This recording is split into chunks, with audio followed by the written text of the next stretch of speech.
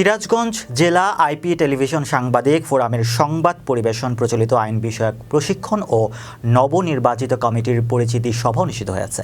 সিরাজগঞ্জ জেলা প্রতিনিধি জানান, শনিবার সকালে সিরাজগঞ্জ শহরের স্কাই ভিউ রেস্টুরেন্টে সিরাজগঞ্জ জেলা আইপি টেলিভিশন সাংবাদিক ফোরামের আয়োজনে নবনির্বাচিত কমিটির পরিচিত সভার সভাপতিত্ব করেন রাজধানী টিভির চলনবিল প্রতিনিধি আব্দুল খালেক। দিনব্যাপী অনুষ্ঠানের প্রথম অধিবেশনে সিরাজগঞ্জ জেলা আইপি টেলিভিশন সাংবাদিক ফোরামের কমিটি গঠিত হয়। কমিটিতে জেলা আইপি টেলিভিশন সাংবাদিক ফোরামের সভাপতি পদে রাজধানী টেলিভিশনের সিরাজগঞ্জ জেলা প্রতিনিধি আশরাফুল ইসলাম জয় ও CNN বাংলা জেলার প্রতিনিধি জাকির হোসেন সাধারণ সম্পাদক নির্বাচিত হয়। এছাড়াও সহ সভাপতি কামারখন্দ উপজেলার রাজধানী টিভির চলনবিল প্রতিনিধি আব্দুল খালেক, যুগ্ম সাধারণ সম্পাদক QTV বাংলার জেলা প্রতিনিধি আব্দুল আলিম, সাংগঠনিক সম্পাদক জাগরণ টিভি সিরাজগঞ্জ জেলা প্রতিনিধি মোহাম্মদ দিল, অর্থ সম্পাদক কাজী টিভির প্রতিনিধি সোহেল রানা, প্রচার সম্পাদক রাজধানী টিভি শাহজাদপুর উপজেলা প্রতিনিধি শফিকুল ইসলাম পলাশ, ক্রিয়া ও সাংস্কৃতিক সম্পাদক রাজধানী টিভি রায়গঞ্জ উপজেলা প্রতিনিধি সুলতান মাহমুদ,